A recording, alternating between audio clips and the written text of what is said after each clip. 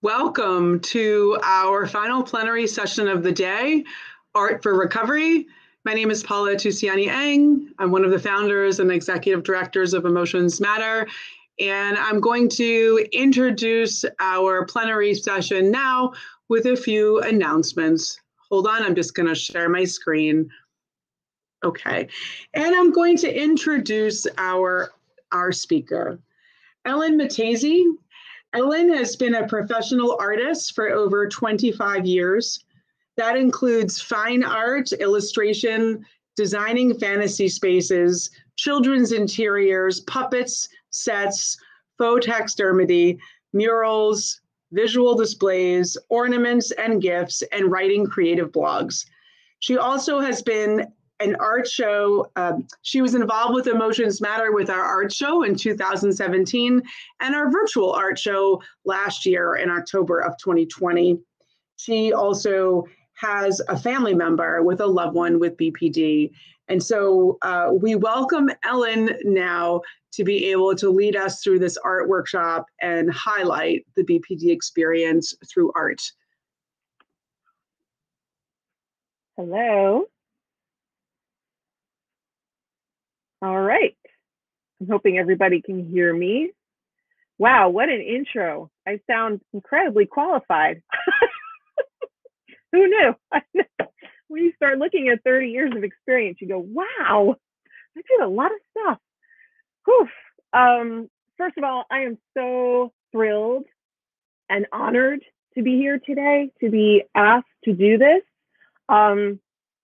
It's interesting when you get introduced as someone who has all this experience with art, and at the same time as you're hearing it, you realize that yes, I have a lot of experience as far as my career being an artist, but being an artist itself really has nothing to do with a career or your profession at all. It can if you combine them, but really being an artist is more about a perspective. And so I wanted to, first of all, just bring that to everyone's attention, because very often when you hear artist, you think painter, you think sculptor, maybe you go so far to think graphic designer, animator, or something like that.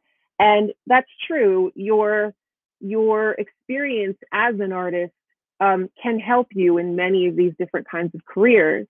But the experience of being an artist is really just about your perspective and your curiosity and being willing to express that in some kind of visual format, or, you know, musical performance. There's many kinds of it. This one in particular for me has been mostly visual. So this past year, I was asked to look at much of the art that was submitted for this amazing, awesome book that Emotions Matter. Emotions Matter's put out, and it's Beyond the Border: Expressions of Borderline Personality Disorder for Education, Hope, and Healing. And it's a perfect title. It really is, because really that's what art does. Not only for someone who creates art, but people who look at art, people who enjoy art, people who question and even criticize art, which is fine. This was a wonderful experience for me. The work in here it's raw, it's honest. It shows so much humility from the artists that submitted to this. It shows courage. I'm getting emotional. Emotions Matter. I'm getting emotional just talking about the experience of being part of that book. What I want to talk about today in particular, what it means to be an artist, what it can do for your own mental health, for your emotional health. I am not an art therapist. I am not a trained art therapist. So I don't claim to have any degrees or professional experience in that realm. What I do know, being an artist for, as I said, I am an artist. So I turned 50 last months. So I've been an artist for 50 years and 3 weeks. So, so having been an artist for 50 years and 3 weeks, and having used art as a profession for 30 years, I can tell you that it is an incredibly powerful form of expression, of release, it's a way to quiet your mind. It's a way to communicate with other people.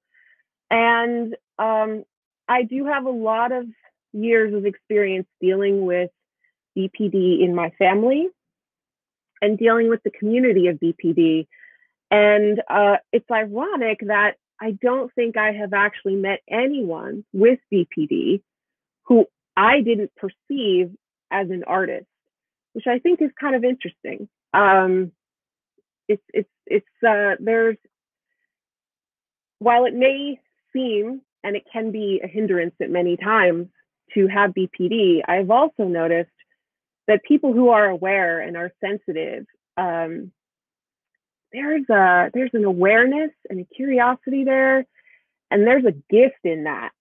And I think I have found that it can be really helpful, really therapeutic, really powerful.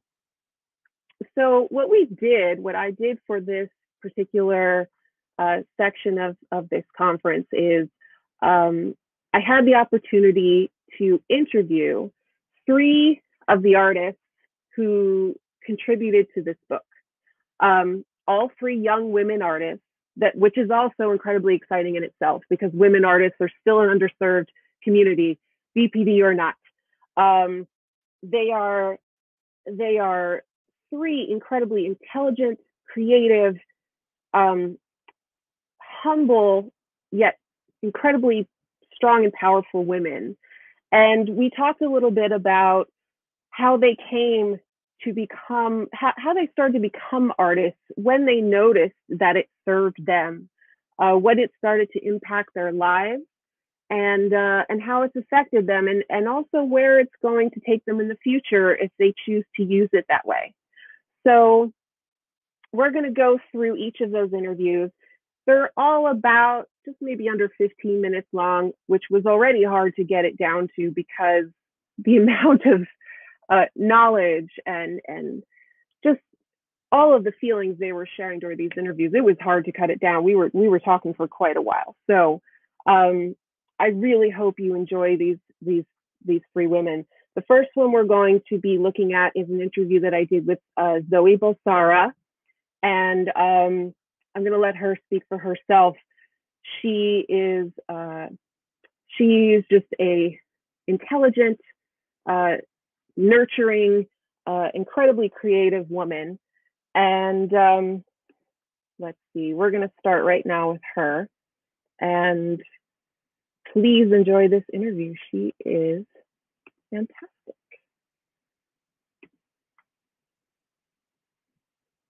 All right. Let's see here. Oh, hold on a second. That's not sharing the way I want it to. Hold on just a second. Of course, we have a tech issue. We have to have a tech issue because who would we be without a tech issue? Hold on a minute here. I need to get the sound right.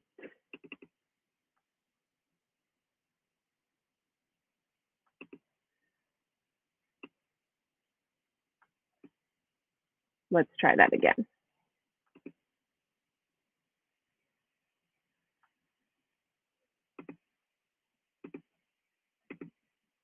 Today we go. Talking to Zoe Bosara. I'm pronouncing that correctly, yes? Yes. And she is one of the artists that we had exhibit some of her work in the last Emotions Matter art show. And beautiful piece. And at the time we had a live roundtable, which was great. And we got to hear from a lot of different artists on how making art influenced either their recovery or their experience with BPD, and and Zoe was willing to come on and share that publicly. So I appreciate that, because being an artist myself, I know first it's very, very hard to share your visual work, even just by putting it up on a wall or and not being there to have to explain it. But then if you're talking about your experience making art and all that, that's really personal. And so it's really courageous for you to do that. So thank you so much. So I'm just curious, how about we start with you just talking about when you started to make art, or what made you keep making art? How does it work for you? How has it made an impact in your life? So from a really young age, I've always been really artistic. I feel like it was the only thing consistently throughout my life that I didn't have to try to do. With subjects in school, I had to make a really concerted effort to get good at it or to enjoy it. But art has always felt like a real part of who I am. So it's always come really easily to me. I think when I first was diagnosed with BPD, when I was at my lowest, I found it quite difficult to be creative. And that's when I feel like I lost that sense of self and identity, and lost like the key parts of me that were able to describe how I was and what I was feeling. And when I started doing DBT and started learning what BPD meant for me, that creativity slowly was able to come back into my life. I was able to feel more natural being creative again. I think being creative is really tied to how you're doing. If you're doing not so well, it will show in your art. And if you're doing amazing, it will show in your art. But it's also, you have to put yourself out of your own experience and look at something. I don't know, it's almost like an out of body experience for me when I'm making something, because I feel like I put so much of myself into it that I'm looking at myself from a different perspective, if that makes any sense at all. Yeah, I'm not sure if it does. Yeah. So if you don't mind me asking, when were you diagnosed with BPD? So I became unwell when I was around 16. But we weren't sure what was going on. It was depression, anxiety. In the UK, you can't get diagnosed with BPD until you're an adult, so 18. Yes. And so just after I turned 18, I was diagnosed with BPD. And that's when I started doing DBT. It was quite a long wait though, so I think I finished DBT when I was 19. And then after that, things started getting a little bit less rocky, and I was able to go back to school, go back to college, and I decided, instead of studying all of those like intense subjects like sciences and Englishes, that I would just do art, because that felt like easy for me. So I knew that it wouldn't stress me out. Yeah. And so when you do art now compared to then, do you feel that there's been a change in the motivation as to why you do art? Do you tend to do it very specifically for your own expression and healing, or does the viewer of the art play any role in that at all? I'm just curious about that, because I think with any artist, whether you have BPD or not, that definitely changes how you express yourself. I feel like it really depends on my mood. I think with BPD, you're sometimes all consumed by whatever emotions you're feeling at the time. So sometimes I need to make something to ground myself, and then it's very what I'm feeling, what I need to make. And I don't think about how anybody else would view that. But I think when I'm in a better place, I am able to make art that I feel like would be helpful for somebody who doesn't have BPD to be able to understand how I'm feeling. So I think art can be really communicative, but it can also be really grounding, and it can be a place for you to explore emotions that might be too difficult to think about all at once. So I think it really does depend, but I try and do a lot of different things when I'm feeling differently, so that I have a space, whatever's going on with me, if that makes sense. Mm-hmm. And so what kind of mediums do you tend to do when you make your art, and has that changed over time? Yeah, definitely. At the moment, I'm doing a lot more digital stuff. I started out doing drawing. When I was really little, I used to do tiny, tiny drawings that were really detailed. And I think I still have that sort of side of me where I could spend hours on a tiny, tiny piece, whether it be digital or paper. But I'm trying to be much more like larger scale now. So I'm learning graphic design skills, so that I have. I think sometimes it's really frustrating as an artist if you have an idea and you don't know how to make what's in your head on paper. Yeah. So when I'm doing digital artwork, sometimes I struggle because I have this idea and I want it to be perfect. I want it to go straight from my head onto the paper.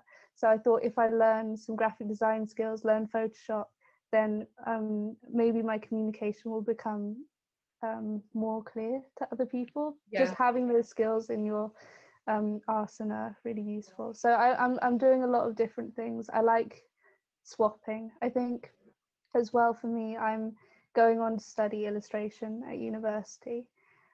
So I don't want art to become something that I'm scared of being judged by. Mm-hmm. I don't want it to become something that's all about the grades and what is everybody else doing around me and how can I fit in. I want it to, yes, be that, but also an expressive tool for when I'm feeling not great and I just need somewhere safe. I've always wanted to write something or draw something that could be a book, because I've always loved English, and I think that communication aspect of art is really important to me.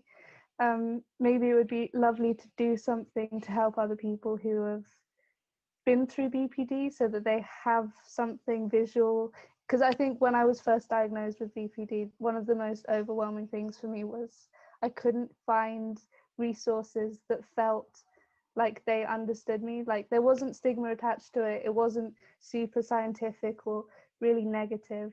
I couldn't find anything that just felt helpful to someone suffering from it. Mm-hmm. And I think maybe I would want to go and experiment with how I could make DBT skills more accessible or make people with BPD feel less stigmatized. I think you brought up a good point of artists feeling like when they make something, it's got to be perfect, you know, and you're always, there's just, you have something in your mind that you want to create, and when you go to create it, it's not exactly as you pictured, which is very much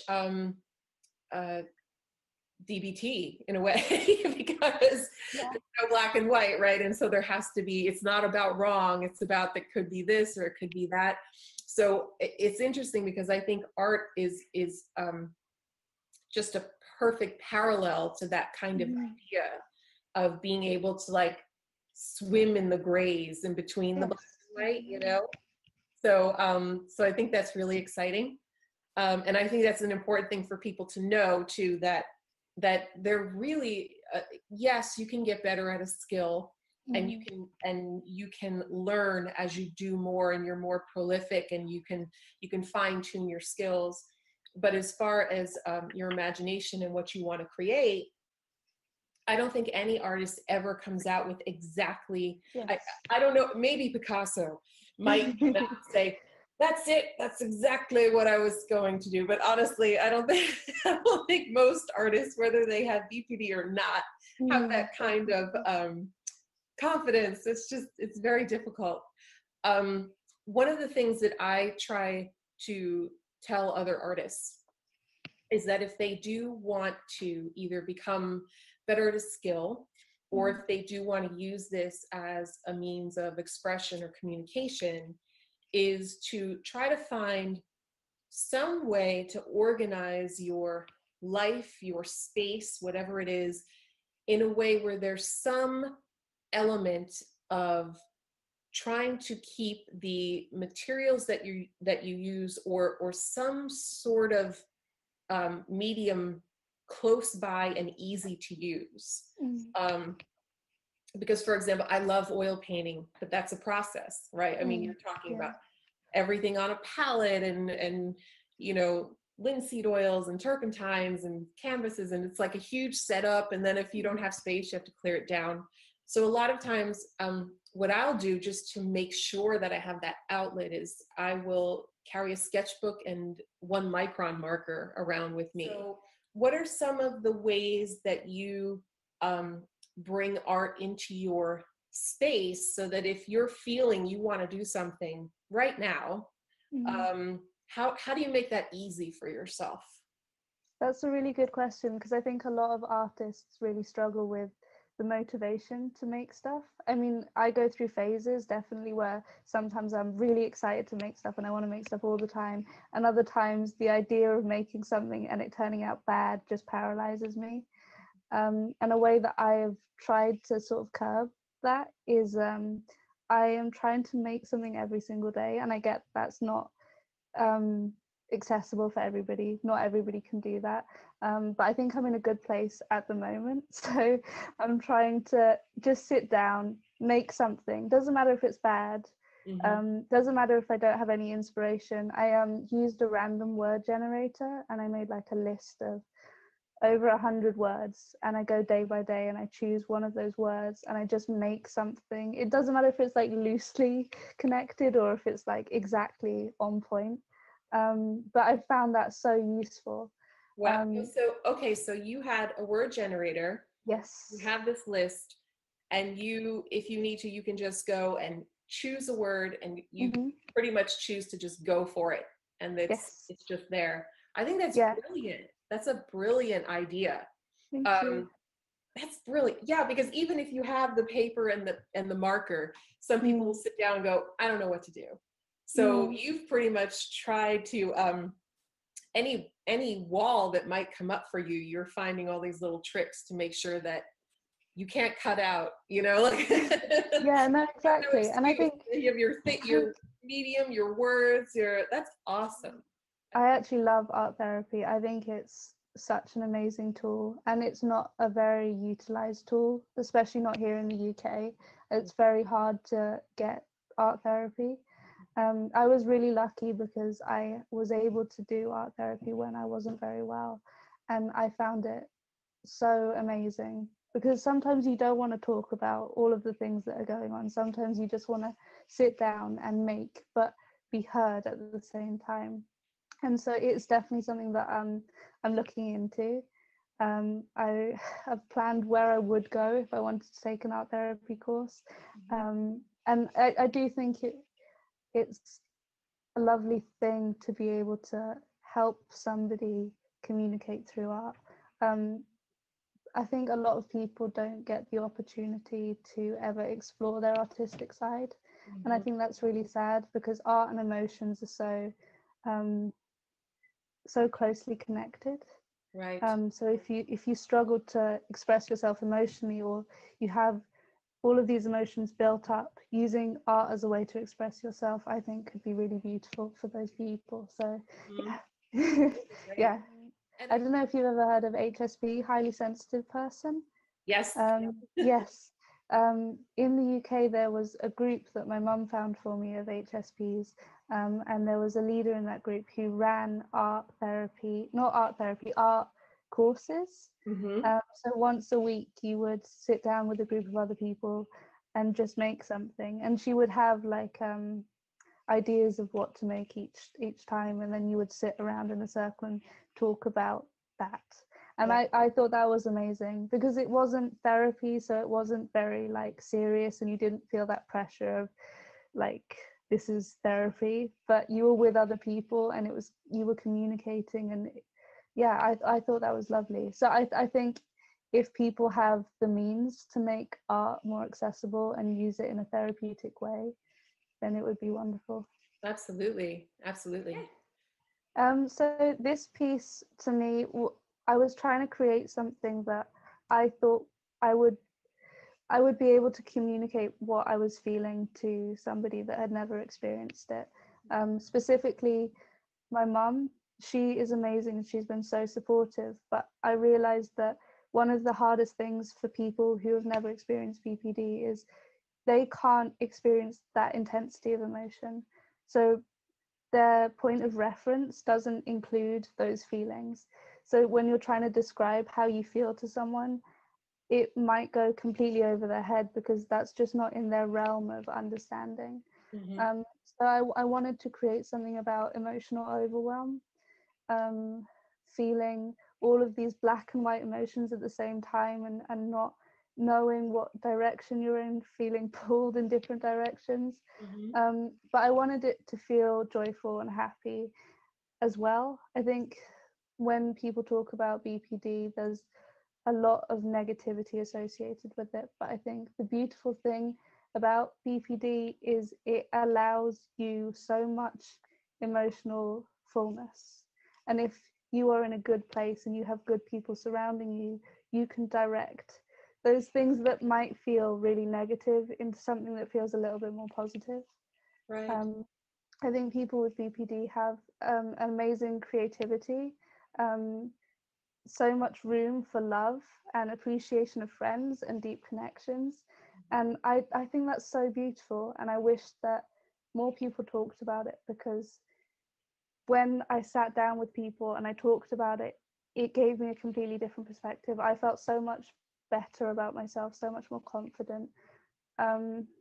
Yeah, and so that's this piece. It's chaotic and it's a little bit crazy, but yeah, it does make me feel hopeful, and it makes me feel heard, and that's what I wanted. So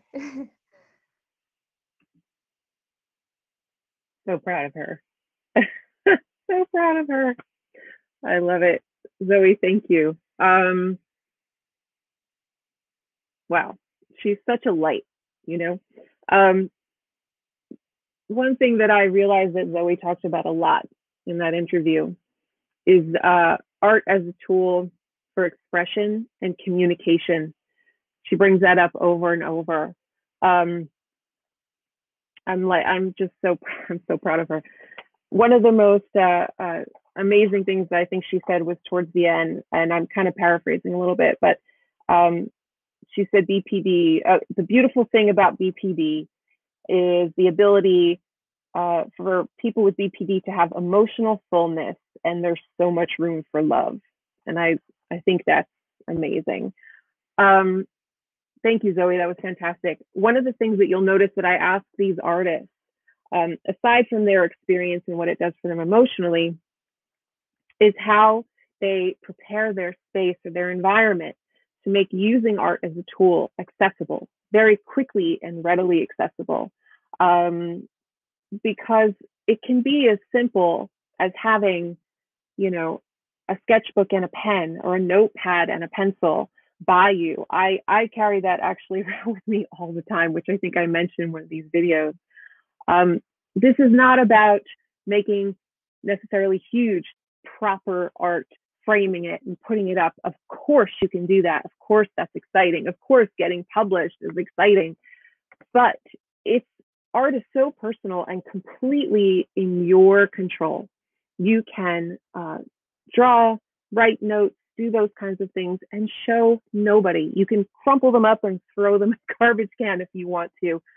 It is a tool that you have complete control over, and how much you want to share with it and how much you want to hold with it is completely up to you. So that's an important thing to know.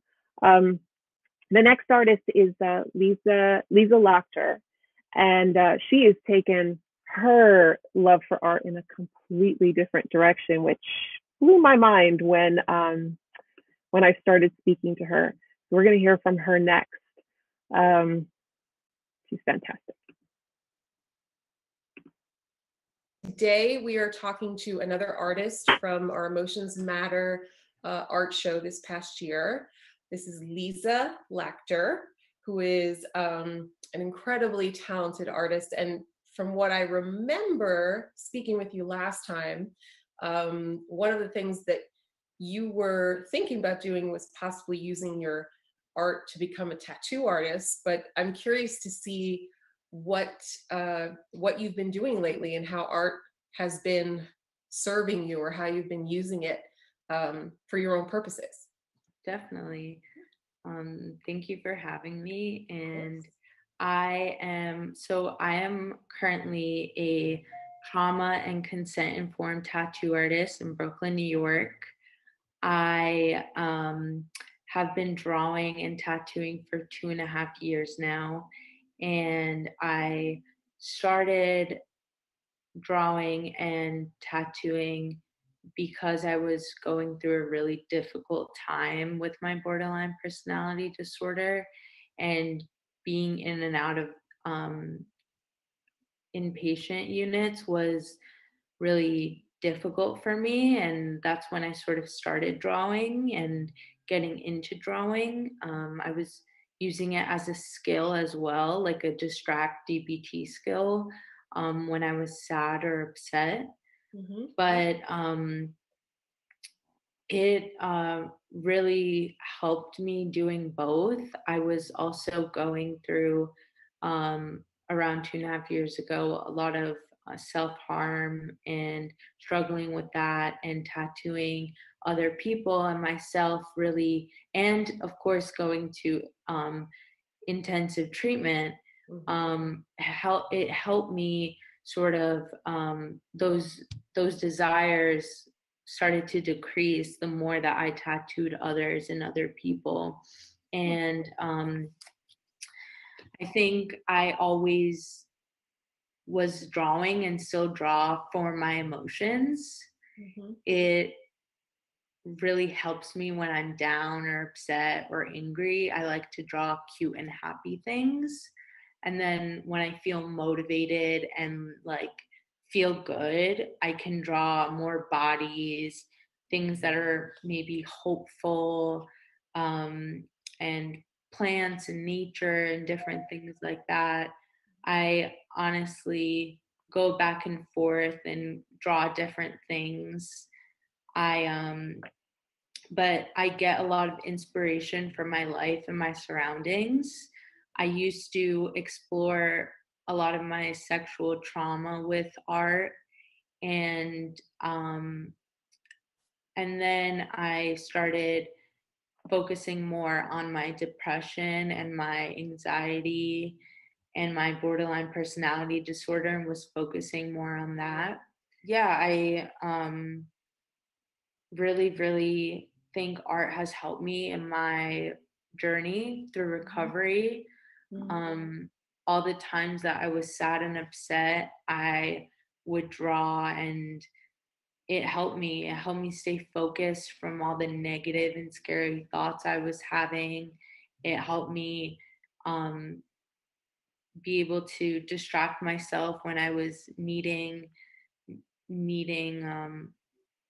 to self-harm or do anything else. It would just help me a lot. And I also did a little bit of art therapy when I was doing inpatient. Mm-hmm. So that also helped me, because I was able to use my art to speak about my feelings and my emotions, Right. instead of using words, which sometimes was easier for me. Right. And I really love to currently tattoo most people that are in the LGBTQ and mental health community, because I find that a lot of these people are trying to get tattoos to reclaim themselves, or to fall in love with their bodies again, or to just get a piece of art on their body. But most people are going through difficult times and really want to get a piece of art on them that is moving and, will help them in their life. And I think I love to give people hope and support, and know that they're not the only ones. And a lot of people come to me and talk about their mental health, and we kind of discuss our similarities and differences, and it can be really rewarding for me and for them as well. I have a question. So Mm-hmm. this goes back to where you started in the beginning, and when you described yourself as a tattoo artist, you said a very specific thing. It was something along the lines of consent and trauma informed.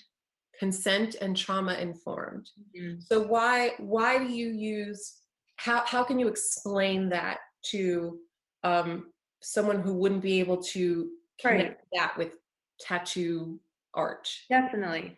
So I think as someone being a trauma and consent informed tattoo artist, that means that basically when a client comes to get tattooed or is interested in getting tattooed, I am not only aware of someone that they might have mental health issues or trauma related symptoms or whatever that is, but at the same time, I focus on creating a safe environment for my clients, meaning they can ask questions. They can, let me know their feelings and their true feelings on how the piece is. A lot of the tattoo world is very, the tattoo world can be unsafe and a scary place. And from my personal experiences, I've had some traumatic experiences getting tattooed, and living through that, I kind of realized that I don't want other people to live through those experiences of not getting asked for consent every time they're being touched. Tattooing is very, it can be very,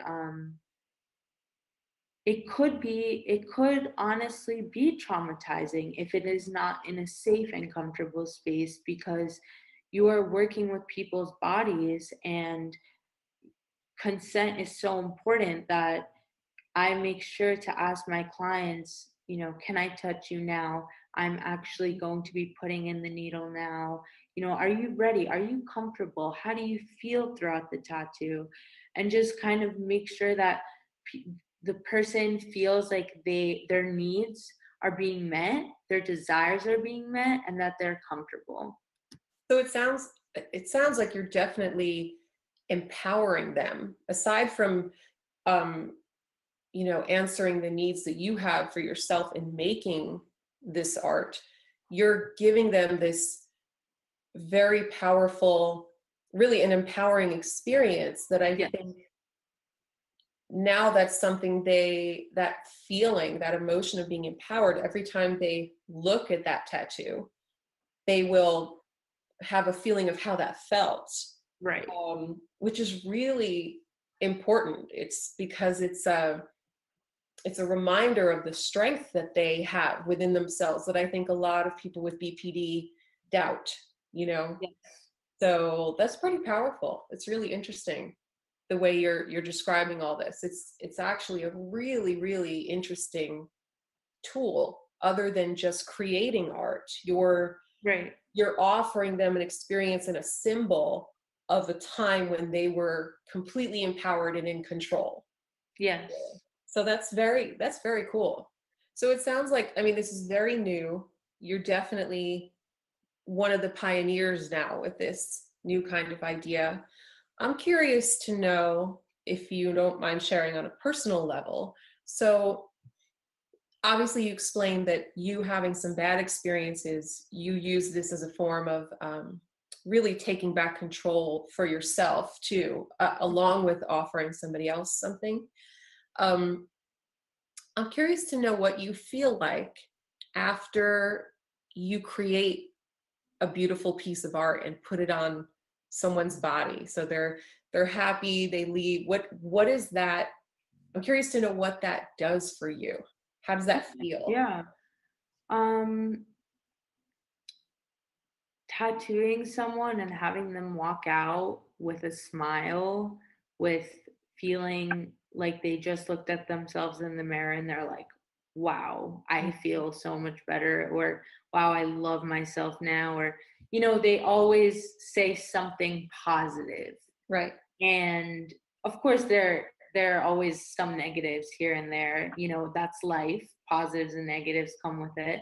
But most people are very happy and excited. And I think when they leave, I not only feel happy and accomplished, I feel very motivated. I feel very honestly accomplished, because for so many years, I didn't think that I would be able to hold a job. And because of my borderline personality disorder, because I was in and out of hospitals and inpatient and, going to treatment intensive therapy for 2.5 years every single day of the week, I didn't think I could ever have a job, that I could be someone who helps others. I thought of myself as such a bad person and just a person that struggled a lot. Right. And now being able to have a full-time job after being in treatment for 2.5 years, I am so thankful for everyone who comes to my space, for everyone who gets tattooed, or even the people who just like my posts on Instagram. It makes me so happy because I feel like I finally have supporters who are on my side and who accept me for who I am, even with someone with BPD. And that's what makes it amazing, because I'm public about having borderline personality disorder on my Instagram. It's on my description. I'm very open. I talk about it, and it just makes me feel so happy that I'm not being excluded and that someone with a mental illness is still being appreciated and loved and cared for and by other people. And it's just very fulfilling. Right. I do understand the idea of thinking, how am I going to hold a job? Because when you think of a job, it's like, well, maybe not 9 to 5 anymore. It's more like 9 to 8, but everybody works all these crazy hours and, degrees in college. And there's still sort of a stigma of a certain way that things have to go. And so being able to understand that you are different and finding this power that you have and creating this life for yourself is so powerful. And I mean, that's difficult to do without BPD. Yeah. So for you to have found a way to make this work, I think it's fantastic. I love that you are sharing it with people, not only in that you're doing the tattoos on people, but the fact that you're open about it and you share your work on Instagram. I would imagine there are a lot of people that simply get some kind of empowerment just by looking at your stream, so I think it's great. And I'm so happy that you're doing this and that you're pioneering this whole idea. And I'm thrilled for you because obviously you've gone through some really tough times and you found a way to turn this around. That's extremely powerful and courageous and not an easy thing to do, whether you have a mental illness or not. It is not easy. So I applaud you for that. It's fantastic. And I think also I really try to talk about mental health and mental illness on my Instagram and try to promote, Emotions Matter and other kinds of treatments and things that have helped me from a personal experience. And I think even when I also hosted an art class for Emotions Matter that was how to draw DBT skills and how you can use that to help you. Right. And that was also amazing because I got to use my art to help others find skills to help them. Right. So I think it's just been an awesome experience. Awesome. This piece is called Love Yourself, and it's about the journey and the reclamation of your body, of yourself, of your sexuality, of your gender. It is a piece about having to move forward and push through all the negativity, all the trauma, all the pain, and try to fall in love with yourself. And that is so difficult. And that is something I talk about, of how difficult it is to fall in love with your body, to fall in love with your mind, to accept yourself. And I drew this because I have had such a difficult time accepting myself and loving myself that I want to share it with others because I think it's important, but I think it's also something really difficult to do. Before we go, I would like you to share your Instagram handle so that anyone out there who's listening can look at some of your work or maybe just get a little inspiration when they need it, you know? Yeah. So my Instagram is Let Me Poke You. That's Let Me Poke You with a U at the end. And my website is letmepokeyoutattoos.com. Wow. Yeah, not going to forget that one. I don't even need to write that down. Okay. Thanks.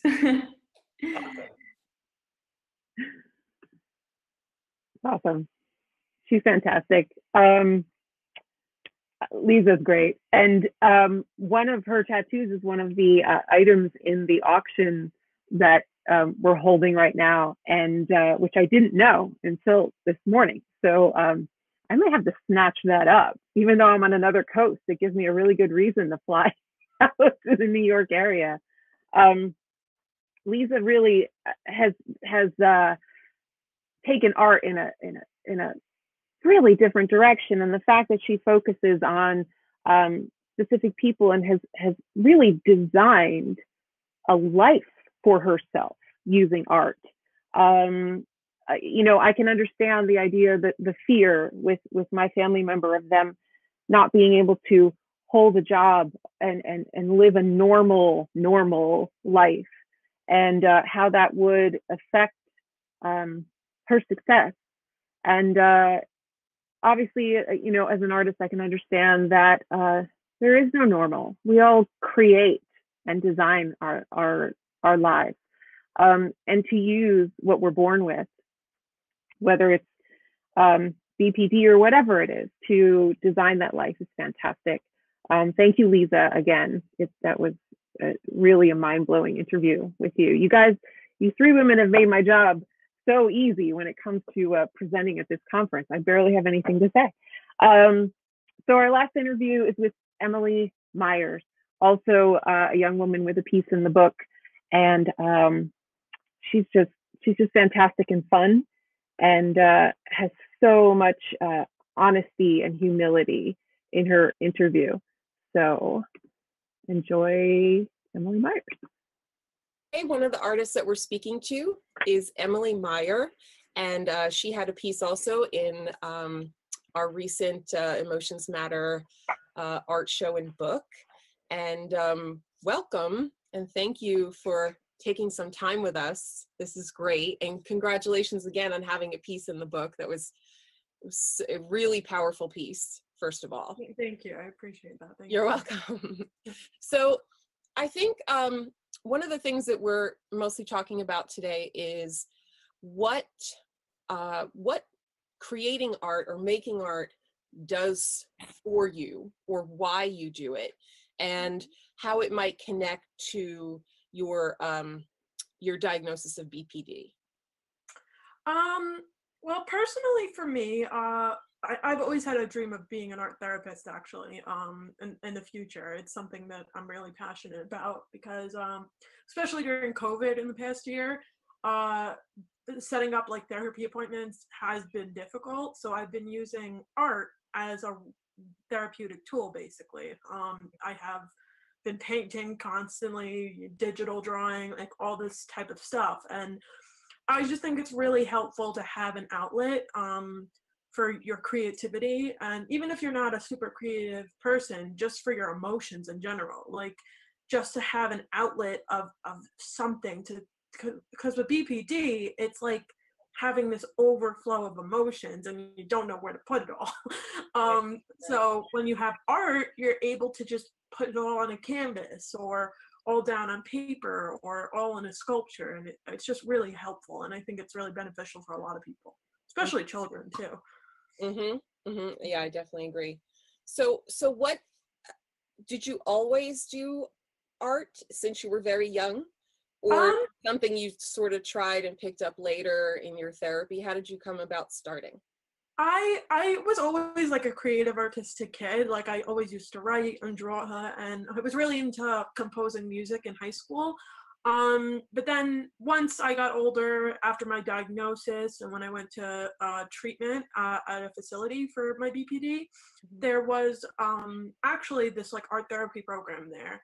And it was really eye-opening to me because it was just like, it was all these other girls, because it was an all-girl facility. And we were just sitting down, just doing art and talking about our BPD, and like, it was just so helpful and so amazing and so wonderful. And the art therapist there was like, just do whatever you want, do whatever feels right. And like, she was so inspiring. And so I think after that, when I came home and like I started my recovery at home, I just became so into art and so into art therapy and using it as a therapeutic tool, and along with my DBT skills. That's, yeah, that's awesome. I can totally relate to that myself too. It definitely, even in writing music too, I mean, all of it is a really amazing outlet for expression, whether you're sharing it with other people or just doing it for yourself, you know, it's super powerful. So I'm curious to know how, because this is sometimes not only a challenge for people with BPD, but with any artist, how do you arrange your space or your environment to try to make it easier for you to be able to do that art when you need to? For me, honestly, I try not to be super hard on myself. Like sometimes I used to be a real perfectionist when I was younger, which I think kind of tied into my diagnosis a little bit later on. And I try not to be super hard on myself when it comes to like creating stuff, because I can find myself being like, oh, I have to do it this certain way, or I have to get these certain materials, and like, and also you see on social media all these people creating these wonderful things, and you start comparing yourself to all that. Right. So honestly, I just kind of set up my space, like, you know, as relaxing as I can, and I use the materials that I have, whether it's I just go to Michael's one day or I order something online, and I just try to make it as calming as possible, because for me, again, it's a therapeutic thing. So the process while I'm doing it, I try not to be hard on myself, and I try not to be like, oh, you're not using this technique, or like with oil paintings, I've just started using them recently, and I find it definitely more difficult than acrylics, because it's just way different, the type of paint and the drying time for it. But and I was getting really frustrated with it. I was like, oh, you can't work with this, you're not good enough. But then I was like, okay, like this is my first oil painting, and also like, why am I being so hard on myself? That's just BPD intrusive thoughts, and I need to counter that with positive thinking and focus on the art that I'm doing in front of me. And once I start doing that and focus on the strokes and just the creativity of it all, and then I just start to get lost in the paint and the art, and it really does help. And so that's kind of the space that I get into. Right. Yeah, and being kind to yourself is, we are so hard on ourselves. I mean, really, what infant is born 5 minutes old knows how to oil paint? None. So like, so you think, oh, I don't know how to do it, I don't know how it's done, I don't know. I mean, ironically, today also, I mean, when I went to school, you had to go to art school, but now, I mean, just YouTube alone, it's like, you know, I want to learn how to use a micron pen, I want to learn people that even do things with, you know, a sketchbook and a ballpoint pen. Like, there's some amazing things you can do. It's just about creating what you like to create with what's around you, and that's really the purpose, is to get that expression and that release, you know.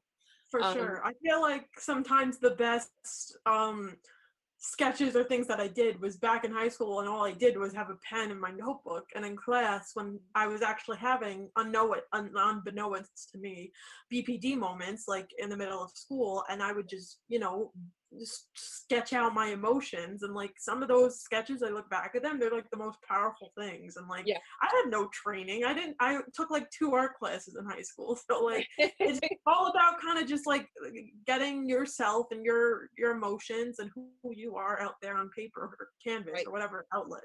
Right, exactly. And I mean, and that definitely, if you don't mind, I'd love to share the image that you have in the book, because it is a really powerful image. And even just looking at this, I mean, it's super, you can see that, yes? Mm-hmm. Good, okay, good. I mean, it's super powerful. It's a very raw picture. I think, you know, for many people, this might be hard to look at, which is good in many ways, because they have to start asking questions and, you know, saying why, what's going on. And for others, I'm sure there's a lot of people who will look at it and completely relate to it. So just from your perspective, tell us about this painting in a way that you would like to present it. Well, for this, this is when I started doing digital stuff on my iPad, when I first got my iPad, and I was going through a month where it was like a really tough month, because I was remembering my I don't know if it's super triggering, so trigger warning, but my attempt on my life 4 years ago. And that's what started my whole road to recovery, was that incident that led me in the hospital. So I did a series of like hospital related pieces on my tablet, but this was the one that kind of stuck out to me the most when I did it. I tried to make the face as like abstract as I could. Like, I didn't focus on proportions or anything like that, because the idea was that when I was in the hospital and I was recovering from all my injuries, and I was on, you know, a straight IV drip, I was really confused about a lot of things that were going on, and people were telling me like, I have this new diagnosis, and like, you're this and you're that, and I'm like, what's happening? So it's all, this piece is a lot about confusion, and a lot about like kind of like the raw aspect of like, suddenly the world around you is just changed in a moment, and you don't really know what's going on, and like everything is super loud, like all the noises in the hospital were really loud, and like that's why my hands are covering my face, and you know, there's these bright colors, because I was very overstimulated. Like, that's another thing about BPD, is that people get overstimulated really easily, and like I was just completely like, I didn't know what I was doing, I didn't know where I was half the time. And so this piece kind of reflects on that, and reflects on me being like kind of like out of my own world and out of my own element, and just, you know, being stuck in this like strange place, and with this new diagnosis. And you know, it's nice to look back on and see how far I've come, like from this image to like where I am now. But it's definitely, it was definitely very therapeutic to draw it out. And especially with the IV and everything, because like that was something that was also like, it just like anytime they tried to put it in, it was very like, for some reason weirdly traumatic. And I still have a thing with IVs today, like that I can't like, so it was difficult to draw that, but even though it was difficult to draw that, it really helped me. So yeah, and it's, I mean, it's like I said before, it's powerful. It's a very serious piece, and there's so much really like just courage and humility that you had to have in order to create something visual like this and share it with other people. So I definitely applaud that. And I'm glad that you are doing well.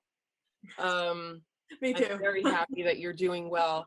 And you know, if for no other personal reason, and I'm sure we could list hundreds of reasons as to why you're here and doing well, sharing this experience with other people that suffer from BPD or families, it's going to make a huge difference. It's an eye-opener, and it allows people to just to get a little glimpse of the pain and the struggle of that. And that's important, because people that don't have BPD, it's difficult for them to understand. And I think every little way that people can share that, if they're willing to, is helpful for us. you were very interested in art therapy, and is that something that you're considering looking into as a profession, or do you just enjoy it as, you know, something for yourself? It's definitely something that I've looked into as a profession. Of course, like when it comes to like money, college and degrees, there's always like, again, you have to weigh your options and like your financial situation. But even if I don't end up becoming an art therapist, I definitely think art therapy in general is something that I'm going to use as a skill for the rest of my life, and pass it down to my kids hopefully one day, like, and be like, this is super helpful. You can use this to channel all of what's going on inside of you. And like, I just think for anybody, it's a super awesome tool. And it really helps, especially when you're just getting used to like certain DBT skills, because certain skills are hard to get used to and to master, and to, you know, it takes years sometimes to, I'm still working on them every day. So, but with art, you know, art is art, and you can just do it no matter how talented you are, no matter, you don't even have to be talented. My mom personally, she like is like, oh, I'm a terrible artist, I don't even know how to draw a stick figure. But I'm like, you know, you can do anything that you set your mind to. Just grab a couple colors of paint and just throw it on a canvas and just do it, you know. Just, it'll make you feel better, it'll make you feel something at least, and that's good. Yep. So. Yep, absolutely. Yeah, it reminds me of looking at children. I have a 5-year-old niece, and she will just scoop up the markers, and it's not even delicate. It's like marker in a fist, just, you know, like, there's no worry about what anyone's thinking. She's just like, I'm making all that, whatever she's channeling, red. You know? I don't care what color it is. And it's like, great, I love it, you know. It's a great thing. I agree. Awesome. Just jump in. It's good advice. Thank you. For everybody, BPD or not, anybody, just jump in. Yeah. So I'm thrilled for you. Like I said, I'm very happy you're doing well. I'm very happy that you shared this piece with us, and we really appreciate you sharing your feelings. It, like I said, takes a lot of courage and bravery, and you're helping a lot of people by doing it, and hopefully yourself too. So thank you so much, Emily. This is great. No, I mean, thank you, you know, for this opportunity. So thanks. And then, and then everybody, I'm going to show everyone the book at the end, but yeah, good stuff in here. I know, I got mine in the mail, and my mom was like, look at this. And my dad was like, oh my God. And You're published, right? I know. Is there any more like. So happy and excited. And like, yeah, validation. Nice to have that, you know, too, that support system is helpful. I know not everybody has that, but I'm grateful that I have my parents behind me, you know. That's awesome. That's great. Thank you again, Emily. No and I wish you all success and happiness and lots of creativity. Thank you. Okay, thank you. That's Emily. Wow. Like I said, these young women are amazing. When I was asked to do this presentation, I was nervous. I was nervous getting on today, you know, thinking, and then they get to get introduced with this, the bio that Paula gave me in the beginning, making me sound so important. How am I going to do this? How am I going to get this interview? How am I going to portray these ideas? How am I going to share this experience so other people are interested and want to try it? I didn't have to do a thing. I mean, they carried me. It makes no difference how many years I have in art history. It comes from within. And I feel really confident with just these 3 women alone for the future of BPD and art as therapy. And it's just so fantastic. I'm running really late. So before we go, I just want to give you a simple challenge. If you have never, even if you have done art before, if you've never done art before, it can seem intimidating. I want to give anyone who wants a little challenge and wants to try this, a little experiment, a little prompt for you, just to see if art is a way for you to communicate, if it affects you. I want you to get a little thing of Post-its, just Post-its, super easy, not expensive. You can get them at the supermarket, anywhere you want. Get some Post-its, get a pen, a pencil, one pen or a pencil, keep it somewhere nearby. see if for a week straight, 7 days, see if once a day you can pick up your pen and doodle something on the Post-it and stick it on the wall. That's all I want you to do. Just see how it makes you feel. It doesn't have to be complicated. If you want to go further and do something amazing, that's great. But to experiment a little bit, to understand how it's really about what's happening in here and how you express yourself and how you share emotions and what it does for you. Try simple and tiny. Post-its, pencil, 7, just 7. And if you miss a day, don't beat yourself up, please. I mean, look at this. I was saying, look at this studio. I'm in my studio. You can see my heating vents. This is the most unprofessional broadcasting background ever. But, you know, it's not about that. It's about us helping each other and being there for each other. So I challenge you to do that one little prompt if you want to give art a try, and use it as a tool for yourself. And thank you to all those 3 women. And thank all of you for sticking around. There's so much more I wish I could share with you, but we're out of time. And I wish everyone here happiness and self-expression and creativity, and move forward and go and create. Thank you so much, Ellen. Ellen is quite humble. There was a lot of work that went into those videos, especially, can we just show Ellen a little love in the chat for those that are still with us on this late Sunday afternoon here on the East Coast after 3 days of a virtual conference, setting up interviews with artists, you know, on the East Coast, in the UK, and really being thoughtful, you know, being able to really validate the experience of being an artist and keeping it, you know, a safe space and a validating space to talk about art and what art means in recovery. I know I learned so much, and so glad to be able to share this tool with others. So thank you, Ellen. And I'm just going to offer some closing remarks to our conference now.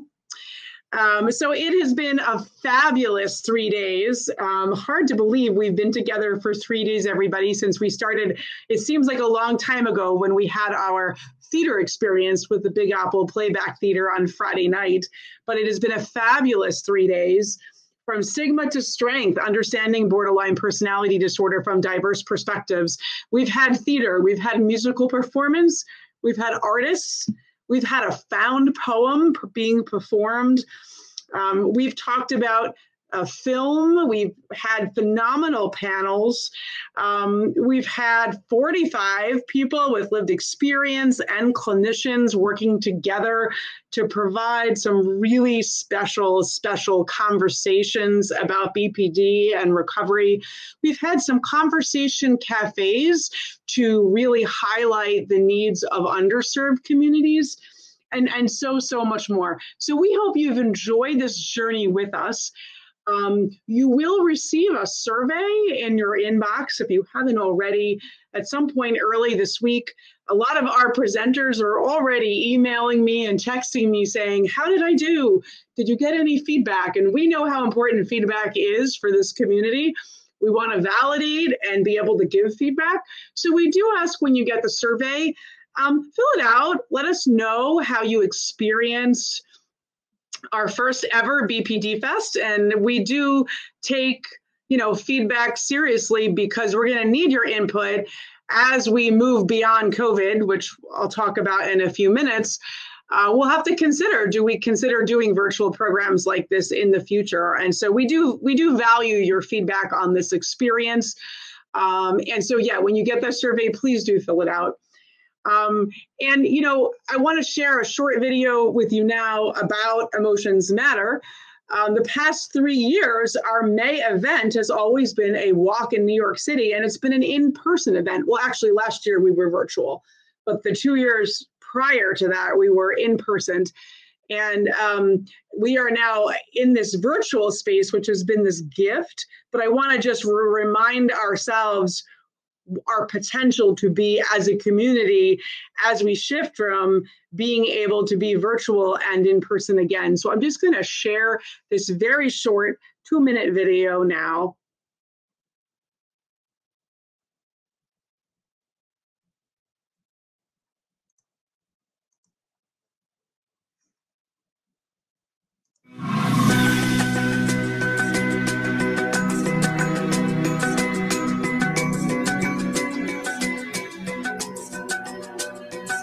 Hi, my name is Paula Tusiani-Ang, and I am the founder and executive director of Emotions Matter. We were founded as a nonprofit organization in 2015. Our mission is to support, educate, and advocate for borderline personality disorder.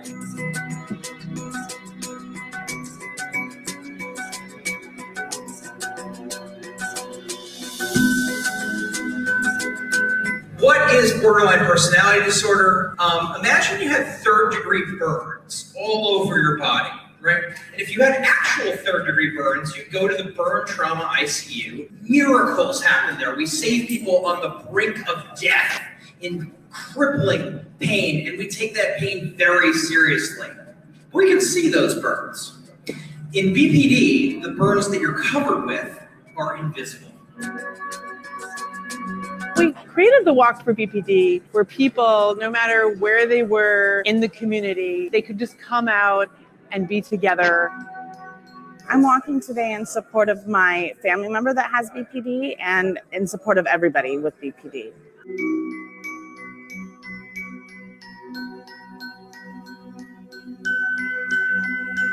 My life has been touched in many ways by BPD. So not only do I have borderline personality disorder, but I had my best friend, my soulmate, he had borderline personality disorder. And I unfortunately lost my best friend to suicide. So I'm walking to continue to raise awareness and advocate for this disorder with the hopes that these funds and this awareness will help Emotions Matter continue their mission of impacting the lives of those affected by BPD. My name is Maria Solomon, and I'm a clinical social worker in Manhattan. I'm here because I'm extremely involved in Emotions Matter. I feel very, very passionately about the need to demystify a lot of the misperceptions about it that often keep people from effective treatment.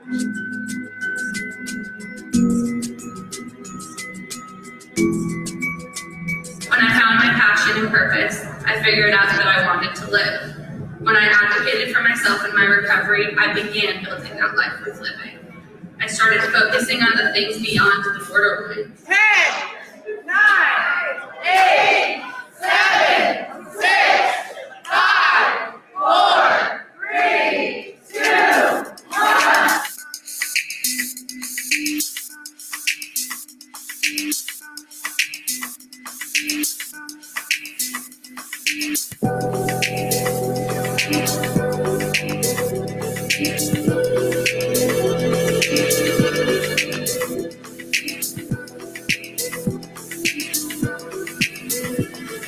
I'm Lady J. Today I'm walking because I want to show support to my newly gained family and community. I'm walking today because my daughter has borderline personality disorder and help her to maybe get connected to other people that are living her a similar experience.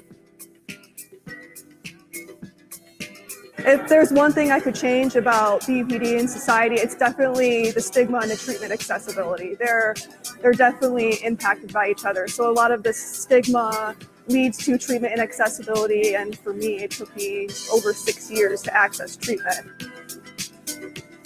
Continue to move forward, continue to keep going. Never stop advocating for yourself and for your recovery. So today I fight against stigma. I fight to educate the public. I fight for those with BPD and the families that have those loved ones with BPD. The message I want to give those with BPD is that you're not alone, and we're out here, we're fighting for you, and we're fighting for you to get the resources and access that you need. And we really want to support people with the real programs that they need to achieve recovery. Most treatment is not accessible in most parts of America for BPD, and if we can give people the treatment that they need, then we can reduce the suicide rate, and we can really help people who are suffering out there.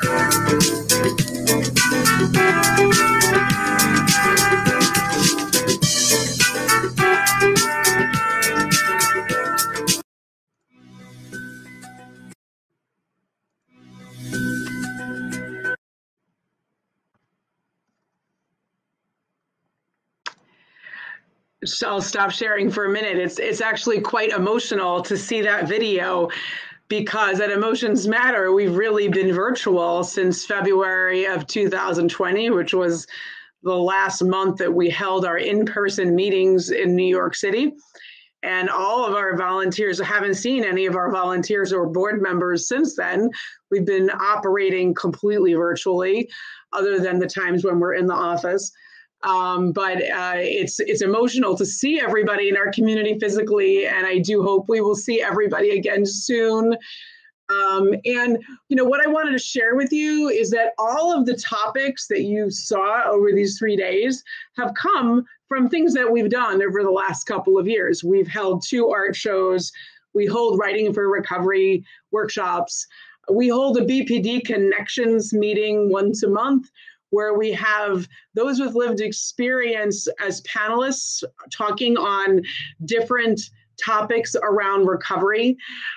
We have online support groups on Support Group Central several times a month. In fact, we're training our next group of facilitators as we speak.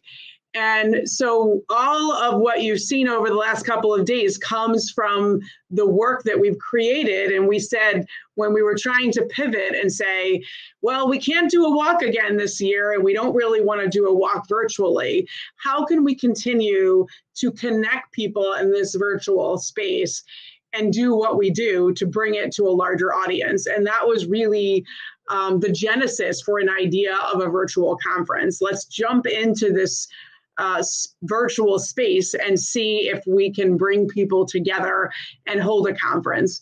And boy, what a journey we've been on. I'm going to offer some acknowledgments in a few minutes, but I wanted to also just talk about, I realize I'm not screen sharing right now, some of the other programs that we have at Emotions Matter, besides the online support programs, our writing workshops, our BPD loss support groups, and our connections program is, we're always innovating. And I guess I will share now, hold on. Some of our greatest innovations and topics that you heard during this weekend have come from our members.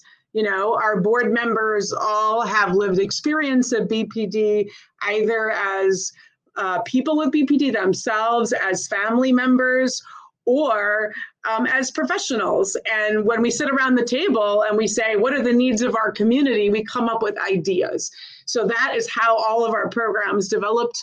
We also have cool projects which we've developed just in the past couple of months during the pandemic. We have our self-care boxes, which now we're putting together so that people can try distress tolerance tips and managing emotions at home. We have a fantastic video series on our YouTube channel and our website, a 20-minute video addressing the myths and facts of BPD, which just came out this year. We have our Caring Card program, which we recently launched, where we invited volunteers around the country to create messages of hope and write cards, and they mailed these cards back to our office. And now when somebody is struggling, they can request a card and we will put it in the mail to them. And it's a way to get a direct message from somebody impacted with BPD so that people feel less alone and more connected. We also have education workshops that we do in the community now in the virtual space for professionals and community members to help spread stigma-free information and share the experiences and the lens of lived experience. So how can you get involved? Obviously, over these last couple of days, hopefully our philosophy and mission is really clear to those that have attended. But as we're still in this virtual space, we still always are recruiting volunteers. As I said, we have approximately 75 volunteers from around the country who help run Emotions Matter. We have volunteers with lived experience who run our support groups, who are panelists for our BPD Connections program and help often with our workshops. Our lived experience members also help behind the scenes with our social media, with our website, communications, our blog, almost every aspect of our organization. We also have professional speakers, clinicians that are on our board, on our education committee, that help us with developing our resources, our publications, our videos, and our presentations when we educate in the community. Over the pandemic, we've had webinars sponsored by clinicians or offered by clinicians. That's a great way to get involved. As I said, we have technical volunteers, particularly now that we've had to pivot. Oh my goodness, we need, think about coming out of this conference, we need video editors to edit our video content. We need Zoom ushers to help with all of our Zoom programming, website designers to help get content up. So there's been a number of new technical needs that were not really the case when we were in person 2 years ago, but it's all part of growth and a good part of growth, because being in the virtual space has meant that we can reach more people in more spaces around the country. Of course, we need fundraising volunteers, and I will thank people in a few minutes who helped create our silent auction today. This usually is a walk that raises a lot of money for Emotions Matter, and this is not a walk this year, but we still need funding to be able to continue our programming. You know, if there's anything that I feel always bad about at Emotions Matter is when people say, hey, how come you didn't respond to my email? Or I didn't get a message from you yet. And it's because we're all run by volunteers. You know, we don't have staffing 24/7. We don't have somebody in the office every day, well, especially with COVID, but we don't have somebody monitoring the inbox every day. And so more funding will mean, you know, more office support, so that we don't have, so that when people reach out to us, they don't feel rejected and validated, but they get an immediate response and they feel immediately connected. And that's what we optimally would like to do.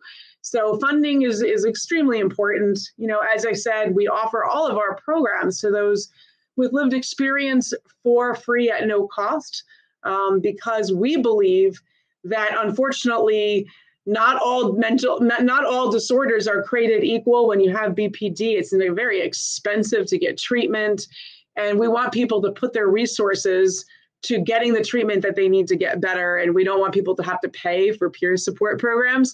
But in order to do that, we need to raise money to be able to cover the real costs associated with these programs.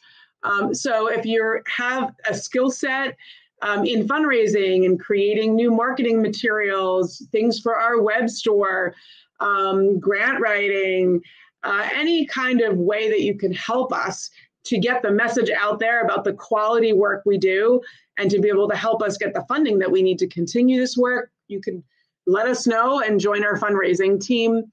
And we also have behind the scenes angels in the office that are just making it happen every day. So just wanted to give you a sense of who we are and what we do, being a completely peer-run organization. And the way to get involved is at the info desk here on Sullivan's, or going to our website.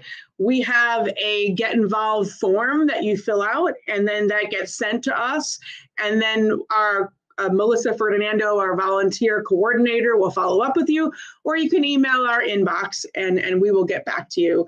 Our procedure when you want to get involved is you reach out to us, and then we kind of share with you the tableau of volunteer opportunities that we have. And we try to make sure that it's a good fit between our match and your interests. And we try to see if we can get you involved. In terms of acknowledgements for our 3D virtual festival, there are so many people to thank. First and foremost, we want to thank our volunteers who courageously put, you know, what you probably don't see behind the scenes is there was months of preparation that went into each of these panels.